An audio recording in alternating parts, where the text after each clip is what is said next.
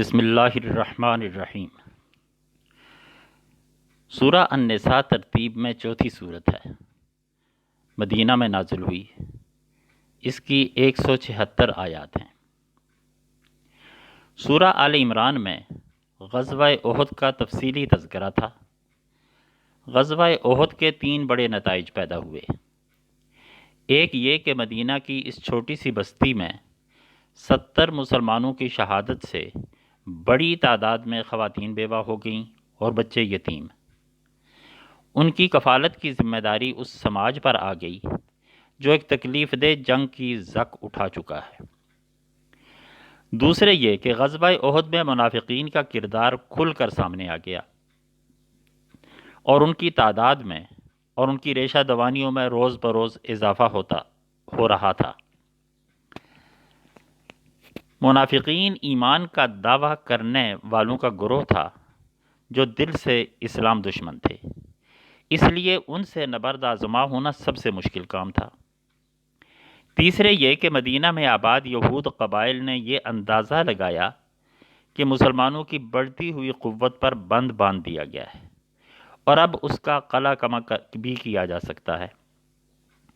اس لیے ان کی طرف سے معاہدات کی خلاف ورزی اور مسلمانوں کے خلاف مہم میں مالی، جانی اور نفسیاتی تعاون میں اضافہ ہو گیا۔ گویا مدنی زندگی میں غزوہ احد کے بعد کے ایام مسلمانوں کے لیے ہمہ جہتی آزمائش کے دن تھے۔ اس سورہ میں اساسی طور پر انہی 3 بڑے مسائل کو زیر بحث لا کر ان کے بارے میں الوہی ہدایات دی گئیں۔ سورہ کے مختلف حصے مختلف اوقات میں نازل ہوئے، تاہم اس کا ابتدائی حصہ غزوہ احد کے فوراً بعد نازل ہوا۔ یہ حصہ جو شروع کی تقریباً 40 آیات پر مشتمل ہے، اس میں اسلامی سماج کے داخلی مسئلہ کو جو غزوہ احد کی وجہ سے پیدا ہو گیا تھا حل کیا گیا۔ اس چھوٹی سی آبادی میں 60-70 خواتین یک بارگی بیوہ ہو گئیں اور ان کے بچے یتیم ہو گئے۔ ان کی کفالت، نگہداشت اور تربیت کے لیے فوری اقدامات کیے گئے۔ ایک تو یہ کہ مردوں کی حوصلہ افزائی کی گئی کہ وہ اس نوع کے کٹھن حالات میں ایک سے زائد شادیاں کر کے بیوہ خواتین کی کفالت اور ان کی پاک دامنی کے تحفظ میں مددگار ہو سکتے ہیں۔ البتہ یہ تعداد کسی قیمت پر 4 سے نہ بڑھنے پائے۔ مزید اس امر کا خیال رکھنا ضروری ہے کہ اس خاتون کے یتیم بچوں کی کفالت اور تعلیم و تربیت میں کوئی کوتاہی نہ ہو۔ اگر کوئی شخص یتیم بچوں کی ماں سے نکاح کر کے ان کی بہتر کفالت کر سکتا ہے تو اسے ایسا کرنا چاہیے، اور اگر اسے اندیشہ ہو کہ وہ یتیموں کے ساتھ انصاف نہیں کر سکے گا تو بیوہ سے نکاح کر کے یتیموں کی حق تلفی کا بار نہ اٹھائے۔ عرب سماج میں یتیم بچوں اور خواتین کے حقوق کی پامالی ایک سنگین مسئلہ تھا۔ سورہ کے پہلے رکوع میں یتامہ کے مال کے تحفظ کے بارے میں کڑی ہدایات دیں اور بڑے ہونے پر ان کے مال کی واپسی کو یقینی بنانے کا حکم دیا۔ اس بیان کا اختتام ایک انتہائی جذباتی نفسیاتی اپیل پر کیا گیا کہ اس صورتحال کو پیش نظر رکھو کہ اگر تمہارے اپنے بچے یتیم ہو جائیں تو تم ان سے کس طرح کا برتاؤ پسند کرو گے، دوسروں کے یتیم بچوں سے بھی اسی طرح کا سلوک کرو۔ وَلْيَخْشَ الَّذِينَ لَوْ تَرَكُوا مِنْ خَلْفِهِمْ ذُرِّيَّةً ضِعَافًا خَافُوا عَلَيْهِمْ فَلْيَتَّقُوا اللَّهَ وَلْيَقُولُوا قَوْلًا سَدِيدًا۔ اس کے ساتھ ہی مرنے والوں کی وراثت کی تقسیم کا مکمل قانون نازل کیا کہ مرنے والے کی بیوی یا شوہر، بچے، لڑکے اور لڑکیاں، والدین اور بعض حالات میں بہن بھائی کتنی جائیداد کے وارث ہوں گے۔ اس طرح قرآن نے کمزور افراد کی جائیدادوں پر زبردستی قبضہ کرنے کا دروازہ ہمیشہ کے لیے بند کر دیا۔ بیوہ خواتین کو پاک دامنی کی زندگی اختیار کرنے کی تلقین کرتے ہوئے وارثوں سے کہا گیا کہ تم ان کی آزادانہ رضامندی کے خلاف ان کے مستقبل کا کوئی فیصلہ کرنے کے مجاز نہیں ہو۔ تعدد ازواج کی اجازت کے ساتھ یہ ضروری تھا کہ ان رشتوں کی فہرست دی جاتی جن کا باہمی نکاح جائز نہیں، اور آیت نمبر 23-24 میں وہ فہرست بیان کر دی گئی۔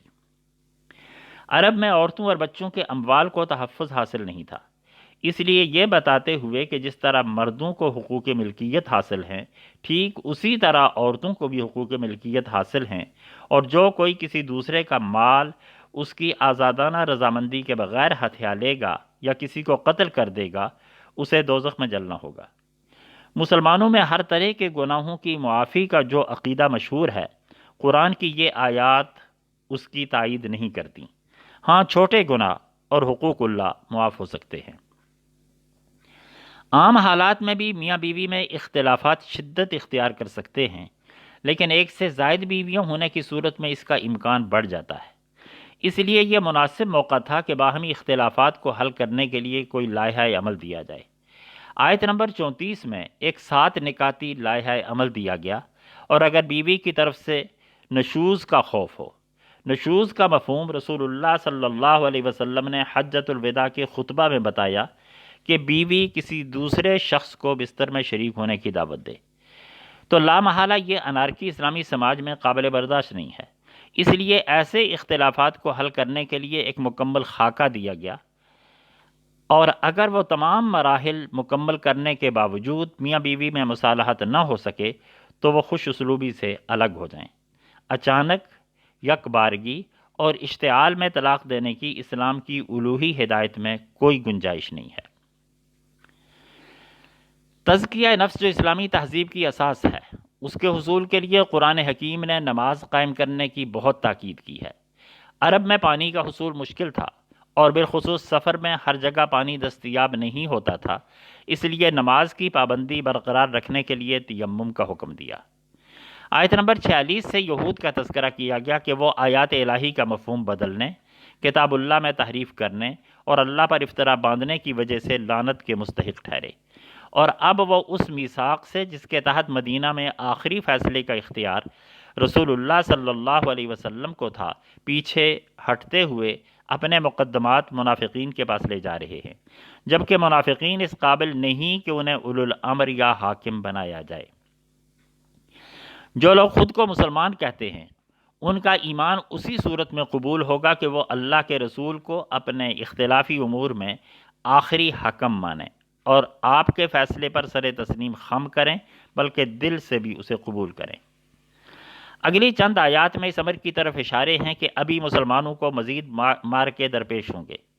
ان میں بھی یہود اور منافقین انہیں نقصان پہنچانے کی کوشش کریں گے، اس لیے اگلے مارکوں کی تیاری کرتے ہوئے ان داخلی دشمنوں سے محتاط رہیں اور ہر معاملہ میں اللہ کے رسول کی اطاعت کریں۔ منافقین کا کردار تو یہ ہے کہ وہ میدان جنگ میں جانے سے کتراتے اور جان بچاتے ہیں، مسلمانوں میں خوف پھیلانے کے لیے افواہ سازی کرتے ہیں، اور آخر میں انعام وصول کرنے کے موقع پر پیش ہوتے ہیں۔ ویسے حالات میں جبکہ قدم قدم پر دشمن ہوں، امن ناپید ہو، تو جہاں مظلوم اور بے بس مسلمانوں کی حمایت میں تلوار اٹھانے کی ترغیب دی، وہاں کسی مومن کو قتل کرنے کی ممانعت کرتے ہوئے بتایا کہ جو کوئی دانستہ کسی مومن کو قتل کرے گا وہ ہمیشہ کی جہنم کا مستحق ہوگا، اور اگر غلطی سے کوئی مومن قتل ہو جائے تو اس کی دیت ادا کی جائے گی۔ حالت سفر میں ہر کسی پر شک کر کے اسے غیر مسلم نہ سمجھ لیا کرو، جو سلام کرے اسے مسلمان سمجھو، اور جب سفر میں ہو تو نماز میں قصر کر لو، اور جب حالت جنگ میں ہو اور ایک امام کے پیچھے نماز پڑھ رہے ہو تو صلاۃ خوف پڑھ لیا کرو، لیکن کسی بھی صورت میں جانی تحفظ اور دفاع سے غافل نہ ہو۔ آیت نمبر 104 سے 147 تک مدینہ میں منافقین کی سازشوں، ریشہ دوانیوں، بے گناہ اور مخلص مسلمانوں کے خلاف فتنہ پردازیوں اور خفیہ میٹنگز کر کے مسلمانوں کو نقصان پہنچانے کی سکیمیں بنانے کا پردہ فاش کیا، اور ایسے چند واقعات کی حقیقت بیان کرتے ہوئے آخر میں یہ کہا کہ ان المنافقین فی الدرک الاسفل من النار، منافق جہنم کے سب سے نچلے طبقے میں ہوں گے۔ اس کے بعد یہود کی غلطیوں اور شرارتوں کی طرف توجہ دلائی اور بتایا کہ انہوں نے ایک پاک دامن خاتون مریم پر تہمت لگائی اور ان کے برگزیدہ بیٹے کو سولی پر لٹکانے کی سازش کی، ہر چند کہ اللہ نے انہیں بچا لیا۔